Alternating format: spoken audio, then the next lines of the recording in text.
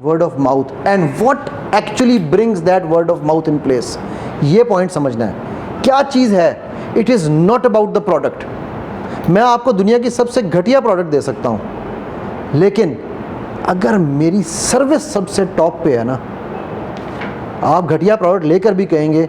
मैं अब यहाँ पर नाम ऑफिशियली ले दूँ, चलो एक पाकिस्तानी ब्रांड है, मैंने उसके जब मैं नया आया यहाँ पर अपना घर बनाया तो मुझे उसके अब एसी शेसी लेने थे, इलेक्ट्रॉनिक्स लेनी थी, मैंने सारी की सारी उस एक ही ब्रांड से ले ली, क्योंकि किसी ने कहा जी मैं इस ब्रांड का बड़ा वो हूँ और अच्छा है। मैंने सारे तकरीबन 6 एसी लिए, डिस्पेंसर वाटर डिस्पेंसर लिए, टीवी लिया, सब कुछ लिया। आज मुझे कोई फ्री भी दे तो मैं यूँ हाथ जोड़ता हूँ, खुदा का वास्ता इस ब्रांड की चीज़ ना लेना, जिस मर्ज़ी की ले लेना, गटर में पैसे फेंक देना, इसकी ना लेना। उन 9 चीज़ों में से 8 चीज़ें कम से कम 7 दफ़ा रिपेयर होके आएंगी। ठीक है, अब ये क्या है? Word of mouth. और इसको हम सबसे ज़्यादा निगलेक्ट करते हैं। और ज़्यादा से ज़्यादा क्या होगा, ना लो तो नहीं, ना लो, चलो जाओ। जो चलो जाओ है ना, दुनिया चेंज नहीं हो रही है। एक्चुअली दुनिया वर्ड ऑफ माउथ और कस्टमर सर्विस पे दुनिया चलती थी। ठीक है, अल्लाह के नबी सल्लल्लाहु अलैहि वसल्लम की सबसे ज़्यादा जो इम्पोर्टेंट चीज़ जो मैं आपको बताया ना, अपनी किताब जो मैं लिख रहा हूँ कुरान सुन्नह एंड माइंड साइंसेस, उसमें मैं जब मैंने शुरू किया, बल्कि इस पर भी मेरी इस रमज़ान में मेरा चैनल है माइंड इंजीनियर के नाम से, यूट्यूब पर जाके आप सर्च कीजिएगा माइंड इंजीनियर, आपको मिल जाएगा। इस रमज़ान में मेरी सीरीज़ है पूरी इसी के ऊपर, जिसमें मैं कुरान के पैटर्न्स, अल्लाह के नबी सल्लल्लाहु अलैहि वसल्लम के पैटर्न्स, ये सब मैं उस पर डाल रहा हूँ। ठीक है, अल्लाह के नबी सल्लल्लाहु अलैहि वसल्लम की जो 2 चीज़ें, आज की साइंस हमें ये कहती है, अगर आप हमारे ना, अच्छा आप लोगों ने मुझे एक बताइए, फेक स्माइल का लफ्ज़ कभी सुना? फेक स्माइल, झूठी हंसी, सुना हुआ लफ्ज़? साइंस भी यही कहती थी पहले कि दुनिया में 2 तरह की स्माइल्स होती हैं। एक होती है रियल स्माइल, जो मैंने खुद पढ़ाई है, ये कॉन्सेप्ट मैंने 2018 तक खुद पढ़ाया है, 2018 में आई कॉन्सेप्ट चेंज हुआ है अब। ठीक है, और एक होती है फेक स्माइल। रियल स्माइल की निशानी क्या है? ये मसल्स एंगेज होंगे। ठीक है, ये रियल स्माइल है, इसे कहते हैं डुचीनी मसल्स। तो वो सिर्फ या पेन रख के हो सकते हैं या वाकई हंसी से हो सकते हैं, बाकी फेक स्माइल है। तो मैं खुद ये concept as a body language master trainer, मैं खुद ये कॉन्सेप्ट पढ़ाया करता था। फिर जब मैंने सीरत नबी को उस नज़रिए से पढ़ना शुरू किया तो मुझे समझ आई कि मैं कितना बड़ा जाहिल था। और फिर साइंस चेंज हुई। आज की बॉडी लैंग्वेज की साइंस कहती है there is no fake smile, it is rather real smile और it is social smile. Social smile का मतलब है कि हर वक्त चेहरे पे मुस्कुराहट रखो, आपकी बॉडी में ऑक्सीटोसिन्स प्रोड्यूस होंगे, आपकी बॉडी में वो हार्मोन्स प्रोड्यूस होंगे जो आपकी बॉडी को भी ठीक रखेंगे और आपकी हर चीज़ को बेहतर रखेंगे। ठीक है, अब वो सिर्फ सोशल स्माइल होने से प्रोड्यूस होंगे, फिर आप जिससे भी सोशल स्माइल से बात करें अगले को भी अच्छा लगेगा। ठीक होगी बात? अब अल्लाह के नबी सल्लल्लाहु अलैहि वसल्लम की ये वो सुन्नत है जो हमें किसी ने आज तक शायद सिखाई ही नहीं। आप सल्लल्लाहु अलैहि वसल्लम को अबू जहल ने भी बगैर मुस्कुराते नहीं देखा हुआ, हमेशा चेहरे पे स्माइल होती थी। और भाई मैंने ये एक वीडियो जब बनाई इसके ऊपर मेरी तो मुझे एक फतवा लग गया था मुझ पे, आपका क्या मतलब है कि अल्लाह के नबी सल्लल्लाहु अलैहि वसल्लम जो है वो फेक स्माइल थी। मैंने कहा भाई मैंने फेक का लफ्ज़ कहाँ इस्तेमाल किया है? ठीक है, सोशल स्माइलिंग का मतलब है हर वक्त चेहरे पे एक आप करके देखो, आपका चेहरा रिलैक्स्ड रहेगा, आप ओवरऑल रिलैक्स्ड रहोगे। ठीक है, और अगर अल्लाह के नबी ने ये काम करके दिखाया है तो डेफिनेटली हमारे लिए तो बेनिफिशियल है ना, right? So word of mouth सबसे ज़्यादा निगलेक्ट होता है। अच्छा, फिर एक होता है कि जी कस्टमर को हम इसलिए भी जलील कर देते हैं, स्पेशली वो लोग जो दुकान पे कहीं खड़े हैं, किसी ब्रांड वाले खड़े हैं, और सर नहीं है तो ना सी क्या होगा, किसी और से देख लें। ये बात याद रखिए जो मैंने शुरू में बात कही थी, जो लोग, मेरा कोई कसूर नहीं, माई हैंड्स आर क्लीन। ओह यार खुदा दा ही वास्ता जगह आज तो ना शुरू करो। ओके, जो लोग ये समझते हैं ना, मैंने शुरू में आपको एक बात की थी कि जो लोग जॉब्स कर रहे हैं, ठीक है, किसी ब्रांड की दुकान पे खड़े हैं, एंटरप्रेन्योरशिप इज़ अ माइंडसेट। अच्छा मालिक या जो अच्छा एंटरप्रेन्योर होगा या जो अच्छा बिजनेसमैन होगा या जो अच्छा कंपनी का ओनर होगा, वो किस वर्कर को ज़्यादा पसंद करके प्रमोट करेगा, किसको ज़्यादा बेनिफिट्स देगा? जो कंपनी के बारे में अच्छा सोच, जो अच्छी सर्विस ले रहा होगा, कंपनी के बारे में जो अच्छा सोचने वाला है, उसकी मेन चीज़ क्या होनी चाहिए? कंपनी किससे कमाती है? वर्कर से? कस्टमर से। कस्टमर से। तो कस्टमर अगर कहे यार ये बंदा बड़ा अच्छा है जी आपका, उस बंदे का बड़ा अच्छा खिलाफ होना चाहिए। राइट। और हमारे यहाँ सेल्स में लोग, टीचिंग और सेल्स हमारे दो प्रोफेशन हैं, इनमें जो लोग आते हैं जिन्होंने कुछ किसी कुछ नहीं लगता, ठीक है। और ये दोनों ही प्रोफेशन हमारे नबी सल्लल्लाहु अलैहि वसल्लम की सुन्नत के प्रोफेशन है यार, सोच समझ के आए। आपका हर काम करना इबादत बन जाएगा अगर आप सिर्फ नीयत सुन्नत की कर लें कि मैं सेल्स इसलिए कर रहा हूँ, मैंने झूठ इसलिए नहीं बोलना कि मुझे ना लोग कहते थे मुझ पे, मैंने अभी थोड़ी सी दाढ़ी अल्हम्दुलिल्लाह अल्लाह ने तौफीक दी तो बड़ी की, मुझे 18 के साल नहीं 26 साल लगे दाढ़ी रखने में, और 20-21 साल के बाद मैंने दाढ़ी बड़ी करनी शुरू की है। पहले छोटी सी रखी हुई थी, ठीक है, जिस तरह आपकी है इस तरह होती है, ठीक। तो मुझे लोग कहते हैं यार दाढ़ी बड़ी क्यों नहीं करते। आप यकीन करें ये 21 साल में यही सोचता रहा, ये जैसे जैसे लंबी होगी इसका बोझ कैसे उठाऊंगा, क्योंकि जैसे जैसे मेरी मुशाहबत नबी सल्लल्लाहु अलैहि वसल्लम से बनेगी मेरे पर बोझ बढ़ता जाएगा। तो अभी मैं 21 साल लगे इस बात सोचने में कि शायद मैं अभी थोड़ा सा इस पर जा रहा हूँ, शायद मैं 1% उसके साथ इंसाफ कर सकूँ। तो मैंने कहा इसको लंबी करते हैं। अब लंबी होगी तो ऑटोमेटिकली ये इंसाफ आना शुरू हो जाएगा। मैं कोई वली नहीं हूँ, कोई वो क्या कहना चाहिए, आलिम नहीं हूँ, कुछ नहीं हूँ, बट मेरे बड़े बेसिक सिंपल से कॉन्सेप्ट्स हैं, ठीक है। ज़िंदगी में आसानी के कॉन्सेप्ट्स हैं बड़े, ठीक है। आप अपना जो भी काम करें, आप वली हो सकते हैं अगर आपका कौल और फेल दोनों चीज़ें एक हो। एब्सोल्युटली। मैं कभी अल्हम्दुलिल्लाह वो बात पढ़ाता नहीं, बताता नहीं जो बात मैं अमल करता नहीं, बस ठीक है। ये मेरे अल्लाह का मुझ पर बहुत एहसान है, ठीक है। मेरी कोशिश यही होती है अनजाने में कुछ हो जाए तो मेरे इल्म में नहीं है, बट मेरे साथ जो लोग काम करते हैं, जो रहते हैं, उनको पता है। मैं वो अल्लाह के नबी सल्लल्लाहु अलैहि वसल्लम की वो जो हदीस है ना, वो खजूर वाली, मुझे एक माँ आई थी अपना बच्चा लेकर कि जी अल्लाह के नबी इसको कहें कि ये मीठा कम खाए, तो आपने फरमाया कल आना। वो अगले दिन आई तो आपने सल्लल्लाहु अलैहि वसल्लम से फरमाया बेटा तुम मीठा ना खाया करो। कहा अब ये बात तो कल भी कह सकते थे, कल मैंने खजूर खुद खाई हुई थी, मैं कल ये बात नहीं कह सकता था। तो मुझे ये जो है ना, ये मेरी बेसिस है ये वाली हदीस मेरे तरीके की। एनीवे, सो आगे चलते हैं जी। अब हम स्टेप बाय स्टेप डिस्ट्रीब्यूशन की बात करते हैं। डिस्ट्रीब्यूशन का बिज़नेस जब भी आपने शुरू करना है, कोई भी काम, लेकिन डिस्ट्रीब्यूशन का ख़ास तौर पे, तो कंपैरेटिव रिसर्च करनी है और know your enemy. Know your enemy का मतलब ये है नहीं है सिर्फ कि आपका जो कंपैरेटर है वो आपका दुश्मन है। एनिमी आपके अंदर मौजूद है। सबसे पहला एनिमी आपके अंदर मौजूद है, आपकी अना, ठीक है। मैंने ऐसे कई लोग देखे हैं, मैं जाता हूँ अपने दफ्तर में तो मुझे झाड़ू मारने में कोई आर नहीं है, आज भी मैंने देखे हैं, वो कहते हैं कि नहीं ये साफ करो। तो आपके अंदर एक एनिमी मौजूद है, ठीक है।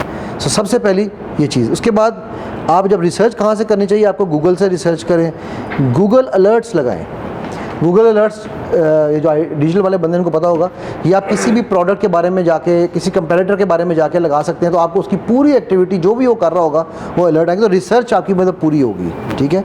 इसी तरह आपकी buying and sampling comparator products, ये काम लोग नहीं करते, पैसे नहीं ज़ाया करने, ठीक है सर।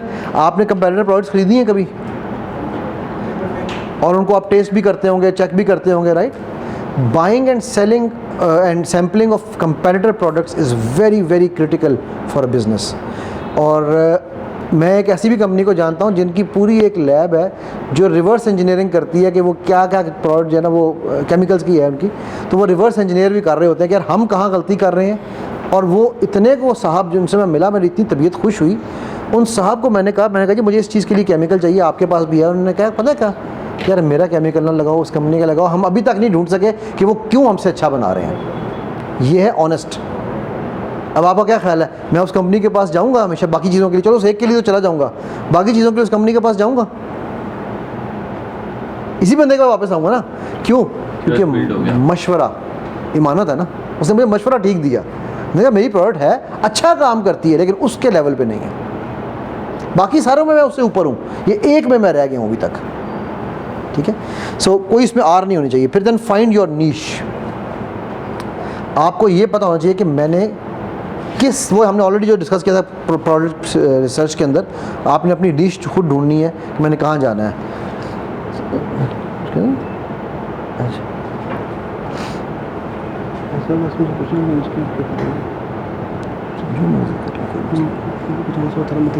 कोई जो घी खाऊंगा जो मर्जी कर।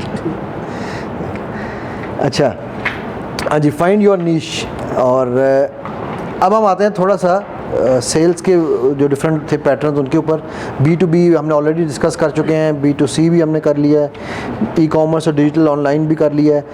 एक कॉन्सेप्ट है डायरेक्ट सेल्स। ये पता है किसी को क्या होती है डायरेक्ट सेल्स?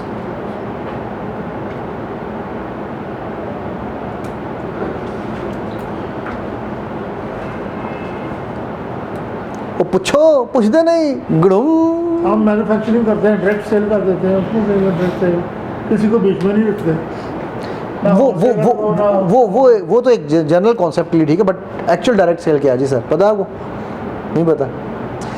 मेरी एक कंपनी थी दुबई में, जो मेरा लास्ट बिजनेस बंद करके आया हूँ मैं अपना। हम लोग ये टेलीकॉम इंडस्ट्री के लिए उनके कनेक्शंस और वो चीज़ें बेचा करते थे। मेरे पास 350 बंदा काम करता था, ठीक है, और उनका काम क्या था? सर सिम बेचने आए हैं, सर ये डिस्काउंट कूपन बेचने आए हैं, डायरेक्ट कॉन्टैक्ट के साथ डोर टू डोर सेलिंग। ये कॉन्सेप्ट पाकिस्तान में जब मैं याद है जब हम लोग यूनिवर्सिटी में होते थे ये बड़ा आम था ये कॉन्सेप्ट। बुक्स इंसाइक्लोपीडियाज बेचते होते थे। पायनियर हाउस एक कंपनी थी यहाँ पर, या इस तरह के और नाम था, नहीं याद से निकल गया। उनके लड़के खड़े होकर हमें अक्सर बस स्टॉपों में मिलते थे, यार आप ये इंसाइक्लोपीडिया ले लें। ये concept over a period of time for certain some odd reason which I think, जो मैंने शुरू में बात की थी कि हम तन आसान हो चुके हैं, ठीक है, ये कॉन्सेप्ट फेड आउट हो चुका है।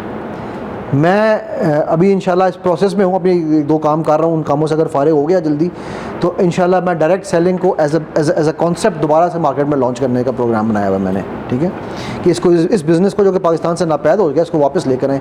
ये हाईएस्ट सेलिंग बिज़नेस है। इसकी एक मिसाल मैं आपको दूंगा, जो कि ऑल्दो कि मैं उस सिस्टम के ख़िलाफ़ हूँ, मैं उसको मेरी रिसर्च के मुताबिक मैं उसको हलाल नहीं समझता, लेकिन फिर भी मैं मेंशन करूँगा कि डायरेक्ट सेलिंग का वो बहुत बड़ा सिस्टम है, MLM, मल्टी लेवल मार्केटिंग, जो नेटवर्क मार्केटिंग जिसे कहा जाता है, ठीक है। मैं पर्सनली उसको गलत समझता हूँ, लेकिन ये कि वो डायरेक्ट सेलिंग की इस वक्त पाकिस्तान में एक ही शेप वही रह गई है, ठीक है, कि वो पता है MLM क्या होते हैं? वो नहीं है कि जी आप मेरे मेंबर बने, मेरे से ये प्रोडक्ट खरीदे, फिर मेरे नीचे 4 मेंबर बनेंगे, उसके नीचे 4 मेंबर बनेंगे, फिर टाइम, हाँ वो पिरामिड। मेरी जो रिसर्च है, जितनी मैंने रिसर्च की थी, मैंने ये काम बहुत किया। 1988 में शुरू किया था ये काम, और 2006 तक ये काम बहुत किया। जब अल्लाह ने हिदायत दी, पता चला कि ये गलत है, तो उसके बाद से कभी नहीं किया। बट एनीवेज डायरेक्ट सेलिंग की वो बेहतरीन मिसाल है, ठीक है। सो डायरेक्ट सेल्स को हम इग्नोर करते हैं कि डायरेक्ट सेल्स क्यों करनी चाहिए। आप अगर सेल डायरेक्ट नहीं भी कर रहे तो आपके आसपास जो कस्टमर्स फिर रहे हैं, जो आप हमारा जो मेरा जो मेन एक्सपर्टीज़ है ना रिटेल में, जब हम आएंगे मैं उस पर डिस्कस करूँगा, वो है स्पेशलिटी रिटेल। स्पेशलिटी रिटेल होती है, जो मैं कहता था, मुझे लोग पूछते थे क्या करते, मैं कहता पठाना वाली रेडियाँ लाना वहाँ, वो जो मॉल में सेंटर में कियोस्क नहीं लगे होते, उसे हम स्पेशलिटी रिटेल कहते हैं। अल्हम्दुलिल्लाह हम 3 पाकिस्तानी थे मिडल ईस्ट में who were the leaders of that industry. मतलब कोई मॉल ऐसा नहीं था जिसमें हम तीनों में से किसी एक की कोई ना कोई कियोस्क ना लगाओ। तो कलेक्टिवली अगर आप डालो तो 200-250 कियोस्क सिर्फ हम 3 लोगों का था, ठीक है। और किसी को अल्हम्दुलिल्लाह हम वहाँ पे खड़े नहीं होने देते थे उस पॉइंट ऑफ व्यू से, कि हमने ऐसे उसमें ग्रो किया था उस दिन।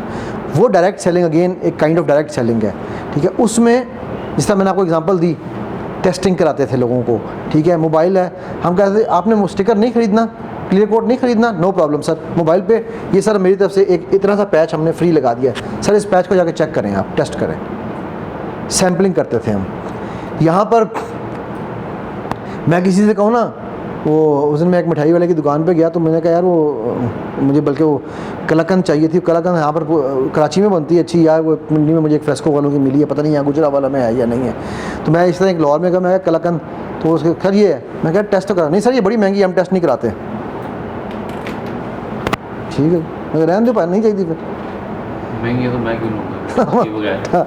ठीक है, तो मतलब हम बंदे के कपड़े देख के भी और बंदे के तरीका देख के भी, और ये जिसने कहा जी टेस्ट सैंपल करा दो, हम इस तरह की चीज़ें कर रहे होते हैं, ठीक है। सो डायरेक्ट सेलिंग जो है ये बहुत ज़्यादा इंपॉर्टेंट है। हाउएवर सेल्स में जो सबसे कामयाब सेलिंग है वो कॉम्बिनेशन ऑफ ऑल है।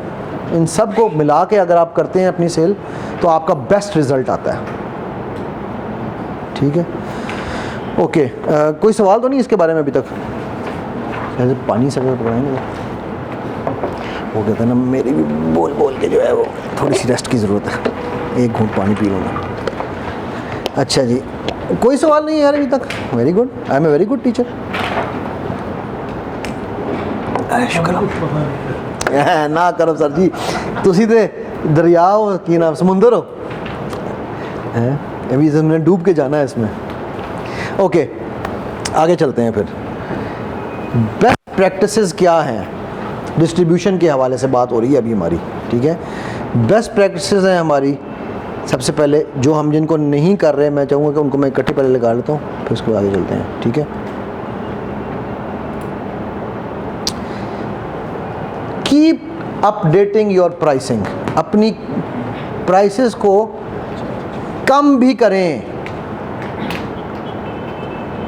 और रियल सेल्स लगाएं। अगर सेल्स ही लगानी है ना तो सच्ची सेल लगाएं, ये नहीं कि पहले 1000 की चीज़ को 1500 किया फिर बाद में जो है उसको 1200 में बेच दिया, ठीक है। ये आपको अंदर से पता होता है। मुझे लोग पूछते हैं कई दफ़ा, मेरे पास सेशंस के लिए लोग आते हैं ना, मेरे 1-to-1 सेशंस बहुत ज़्यादा होते हैं, तो मुझे पूछते हैं सर कैसे पता चलता है कि हम गलत कर रहे हैं या नहीं। तो अल्लाह ने सब के अंदर एक सिस्टम डाला हुआ है, वो बोलता ज़रूर है, एक दफ़ा बताता ज़रूर है। हम कहें सर सौ जा यार, सौ जा तेरी खैर है, ठीक है। मैं इशारा तोड़ूँ या ना तोड़ूँ, और यार ये भी तो इतना सा तो जाना है भाई, ये सामने तो जाना है, वो भी तो जा रहे हैं। मैं एक बार ना, ये 2016 की बात है, मैं तो DHA ऑफिस गया था लाहौर के, तो वहाँ पर मैंने ऊबर मंगवाई, गाड़ी नहीं थी उस वक्त, ज़रा बाहर से आया हुआ था, तो ऊबर वाले को बुलाया। तो अब वो, अगर आपने DHA लाहौर का ऑफिस देखा ना, तो वहाँ से जब बाहर निकलते हैं तो इतना सा यहाँ अगर राइट पे हो जाए तो ये साथ ही कट है अगला, लेकिन वो कट इस तरह कि वो कर्व की सूरत में है, तो पीछे नज़र नहीं आता क्या है, और वरना आपको यहाँ से लंबा जाके U-टर्न लेके वापस आना पड़ता है। अच्छा उसने जैसी गाड़ी यहाँ डाली ना, मैंने वहीं पर गाड़ी रोको, गाड़ी रोको। कहते क्या हुआ सर? मैंने कहा वन वे नहीं तोड़नी, रॉन्ग वे नहीं जाना। और सर ये सामने है, अभी उसने इतना ही कहा था तो उसी सर्कल से एक मोटरसाइकिल वाला आया, हेड ऑन ठक, ठीक है, उसी गाड़ी से, और उड़ के गिरा पीछे जाके। मैंने उससे कहा यार तुझे कह रहा था यहाँ से नहीं जाना, तुमने एक मिनट, मैं उसमें मोबाइल पे लगा, जैसे उसने गाड़ी से मोड़ी ना तो मैंने फ़ौरन रोका, मैं कहा रुको। तो उतरे हम, पुलिस वाला भी आ गया, खैर वो बंदा बच गया। अच्छा मुझे कहता है उसने ना कि सर आप ये बैग अपना एक मिनट ये भी संभाल लें, कोई उठा ले। मैंने बैग अपना, मेरी वो इंट्यूशन होती है ना, मैंने बैग भी अपना पकड़ लिया फ़ौरन, लैपटॉप शैपटॉप मेरा था। तो मुझे कहता सर मैं गाड़ी साइड पे लगाता हूँ। मैंने कहा ठीक है लगाओ। गाड़ी साइड पे लगाने के बाद भाग गया वहाँ से ऊबर वाला। अच्छा वहाँ सारे लोगों ने जो खड़े थे उन्होंने कहा जी ये दोनों गड्डी चेक कर निकले ने, मेरे पास है। मैंने कहा भाई मेरी ऊबर है। वो पुलिस वाला आ गया, कहता जी कैसे पता, हमें यकीन है आपकी ऊबर है। मैंने कहा ये उसका वो है। कहता अच्छा फ़ोन मिलाया, मैंने उसको फ़ोन मिलाया।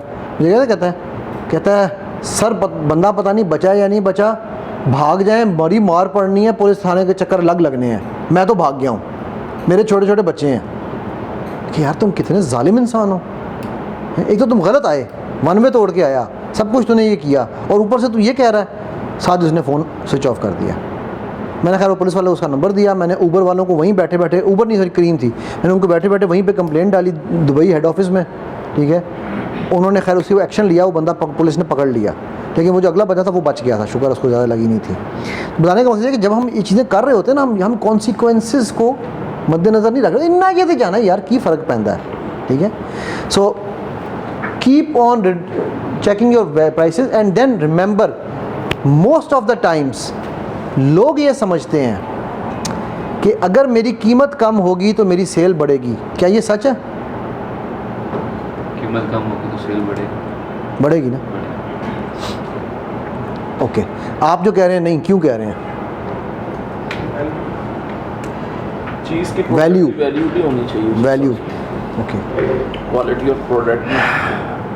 मैं आपको ये मार्कर बेच रहा हूँ और ये भी आपको यही मार्कर बेच रहे हैं, मार्कर एक ही कंपनी का है, हम दोनों ने बड़े प्यार से बात भी आपसे की है। ये आपको डिस्काउंट दे देता है 10 रुपये का, मार्कर है 100 रुपये का, ये कहता है जी मैं 90 में दूंगा, मैं कहता हूँ जी मैं 100 में ही दूंगा। आप किससे लेंगे? 90 वाले से ले लें। 90 वाले से लेंगे। अब मैं कहता हूँ जी मार्कर के साथ मैं आपको डिस्काउंट तो नहीं दे सकता, लेकिन मैं ये डस्टर आपको साथ फ्री दे दूँगा। आपसे ले लेंगे। फ़ौरन चेंज हो गया। मैंने क्या किया है, मैंने अपनी कैलकुलेशन की, मैंने देखा यार वो 10 रुपये छड़ रहे हैं, मैंने 5 रुपये का ही पैदा, मेरे तो फिर भी 5 रुपये का फ़ायदा ही है ना। मैं कहा जी ये वैल्यू एडिशन मैंने आपके लिए कोई चीज़ ऐड कर दी, ठीक है। ये वैल्यू एडिशन का हमारे यहाँ पर अनफॉर्चुनेटली कॉन्सेप्ट नहीं है।